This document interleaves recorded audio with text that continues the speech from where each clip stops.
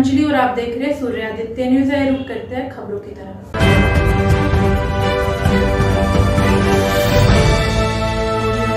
गाजियाबाद में लोकसभा चुनाव का माहौल गर्मा गया है।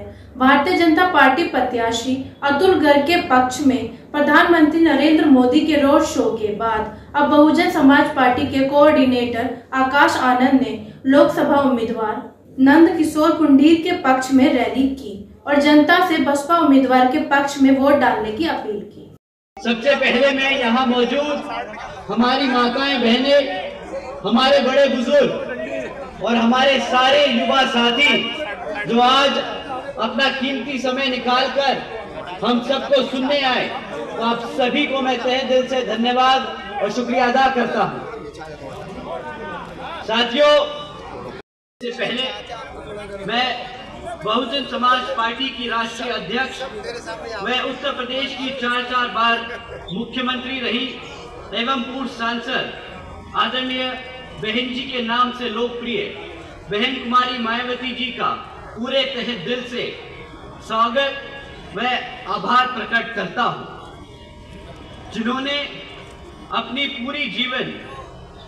अपना पूरा जीवन वामसेफ, DS4 व BSP के जन्मदाता एवं संस्थापक श्री मान्यवर साहब श्री कांशीराम जी के बताए हुए रास्ते पर चलकर परम पूज्य बाबा साहब डॉक्टर भीमराव अंबेडकर जी के मानवतावादी व आत्मसम्मान एवं स्वाभिमान के मूवमेंट के कारवां को अपने आजीवन त्याग, तपस्या व कड़े संघर्ष के जरिए नई राजनीतिक ऊर्जा, शक्ति व पहचान दी है तथा उत्तर प्रदेश जैसे विशाल व महत्वपूर्ण राज्य में 4 बार अपनी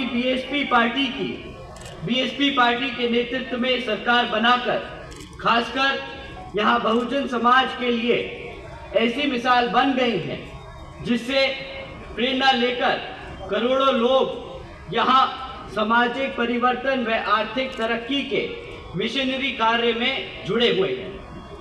इतना ही नहीं बल्कि मैं खुद भी उनके इस नेतृत्व से प्रभावित होकर BSP मूवमेंट से जुड़ा हूँ और उनके पद चिन्हों पर चलकर उस मिशनरी दायित्व, कर्तव्य व फर्ज को पूरा करना चाहता हूँ, जिसके लिए बहुजन समाज के मसीहा परम पूज्य बाबा साहब डॉक्टर भीमराव अंबेडकर जी आजीवन कड़ा संघर्ष करते रहे।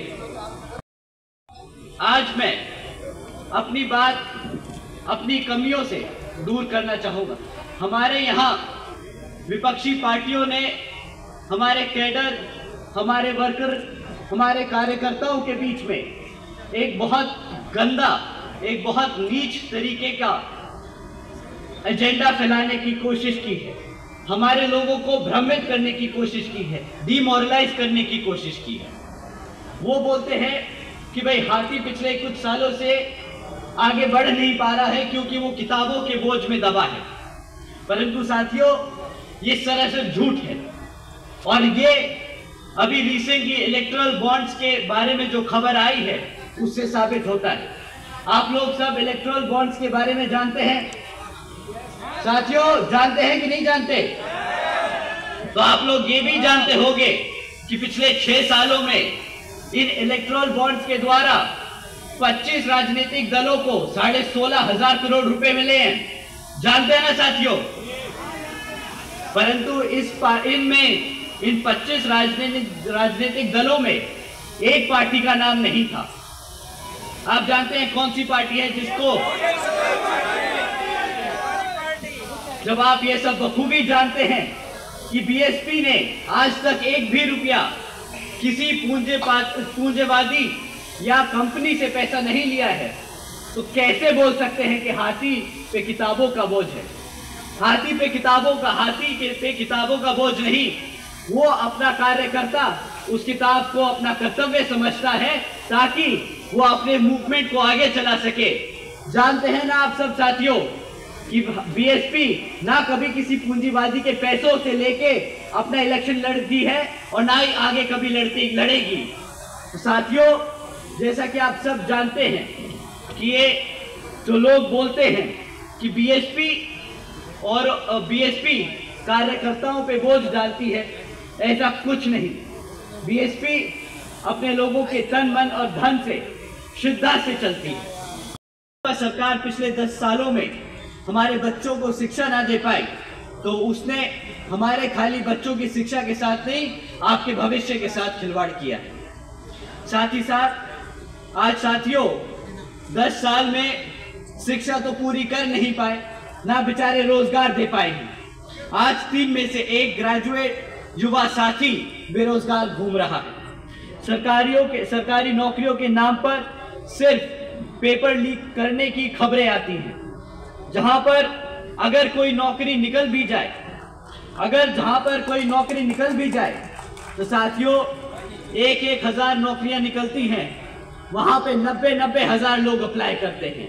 एक क्लास 5 की नौकरी के लिए यहाँ पर पीएचडी स्कॉलर्स, इंजीनियर्स और ग्रेजुएट्स अप्लाई कर रहे हैं।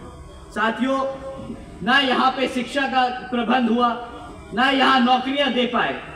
अब आप ये देखिए कि किस तरह वो दीमक की तरह हमारे सिस्टम को तोड़ने की कोशिश कर रहे हैं। जब आपके बच्चे पढ़ेंगे नहीं तो वो कैसे अपने पैरों पर खड़े हो पाएंगे? जब उनके पास नौकरी नहीं होगी तो कैसे वो घर में आप लोगों के पास वापस मुड़कर आप लोगों की मदद कर पाएंगे? ना नौकरी होगी, ना रिजर्वेशन होगा। साथियों, भाजपा का हमेशा से वादा रहा था कि भाई हम हर साल 2 करोड़ नौकरियां देंगे। अब 2024 में ना नौकरी की बात होती है, ना तरक्की की बात होती है, ना रोजगार की बात होती है, ना सुरक्षा की बात होती है, तो सिर्फ मंदिर, मस्जिद और धर्म की। ना धर्म ने कभी किसी का पेट भरा है, ना कभी भर पाएगा। ना दे पाए तो अब अपनी आवाम को भूखा तो रखेंगे नहीं।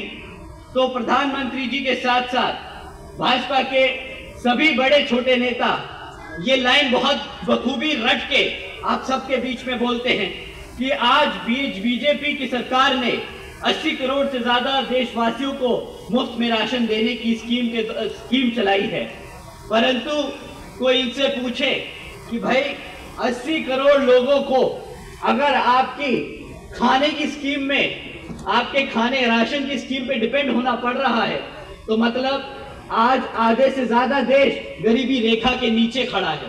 तो किस बात की वो डेवलप्ड इकोनॉमी की बात करते हैं? किस मुंह से बोलते हैं कि ये इंडिया आगे बढ़ रहा है? किस मुंह से बोलते हैं कि इंडिया को $5 ट्रिलियन की इकोनॉमी बनाएंगे?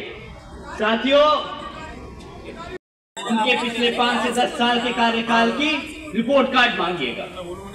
साथियों, बीजेपी की केंद्र में रही सरकार पिछले 10 साल से चल रही है और वह इस बार आप लोगों के बीच में गली मोहल्लों में घूम रही हो, परंतु उनसे कुछ मुद्दों पर आप लोगों को सवाल करने हैं। साथियों, पिछले 10 सालों में न शिक्षा पे उन्होंने कुछ काम किया, न सुरक्षा पे कुछ काम किया, न यहाँ रोजगार के लिए कोई काम किया।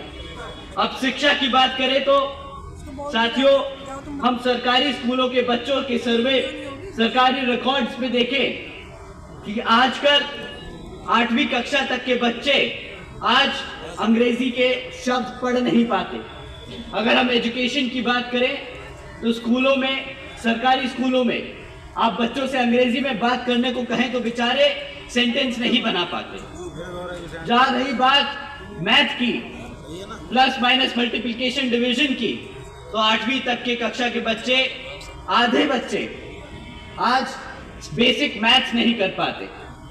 और आजकल 65% से अधिक सरकारी स्कूलों में कंप्यूटर्स तक की फैसिलिटी नहीं है। साथियों,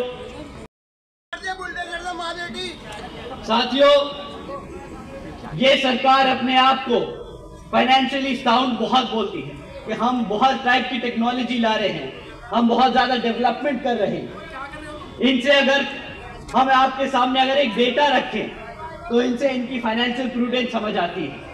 साथियों, जब भाजपा की सरकार केंद्र में 2014 में आई थी तो केंद्र सरकार पर 58,60,000 करोड़ का कर्जा था। आज 10 साल बाद 2014 में इस भारत सरकार ने अपने ऊपर 152 लाख करोड़ का कर्जा ले लिया है। 152 लाख करोड़ का कर्जा जो यहाँ के देशवासियों को देना पड़ेगा, हमारे भारतीय लोगों को देना पड़ेगा अपनी मेहनत की कमाई से। साथियों, ये 152 लाख करोड़ का हिसाब अब इनसे हमें मांगना होगा कि इन्होंने ये 152 लाख करोड़ रुपए खर्चे तो कहाँ खर्चे, क्योंकि ना हमारे युवा साथियों के पास रोजगार है, ना हमारी बहन बेटियों के पास सुरक्षा है, और ना ही हमारे यहाँ पे कोई नए स्कूल और कोई हेल्थ केयर के लिए हॉस्पिटल्स बनाए गए।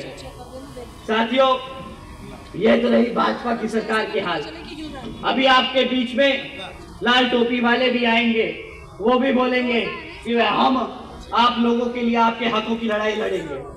पर बहुत ही युवा या साथी यहाँ बोले कि भैया हमने इनको मौका दे के देख लिया। ये जब नए नए आए थे, टोपी पहन के साइकिल पे घूमे और बोले कि हम युवा नेता हैं, हम यहाँ पे युवा साथियों का बहुत सहयोग करेंगे, उनके लिए रोजगार देंगे। परंतु वो हमें टोपी, वो खुद टोपी पहन के हमें भी पिछले 5 साल में टोपी ही पहनाते रह गए। साथ 2 लाख से अधिक नौजवानों को पुलिस फोर्स में भर्ती करने का काम किया और 6 लाख से अधिक अपर कास्ट समाज के कमजोर लोगों को विभिन्न सरकारी पदों पर नौकरी देने का काम किया। साथियों, बहन जी ने हर स्तर पर एक रिकॉर्ड छोड़ के रखा है कि आपने 5 साल के शासनकाल में युवाओं को नौकरी दी, हमारे बच्चियों को शिक्षा दी, हमारे बुजुर्गों, हमारे पिछड़े वर्ग के समाज को छत देने का काम किया।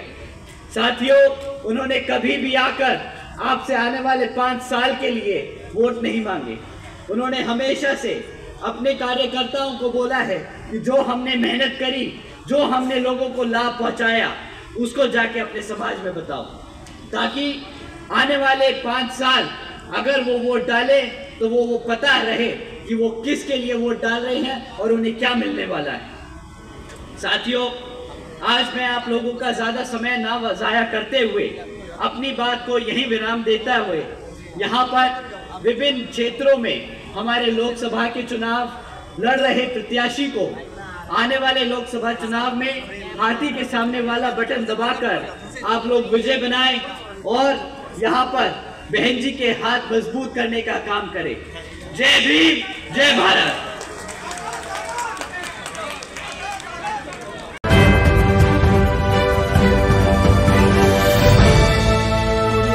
आज के लिए खबरों में बस इतना ही। कर्फ्यू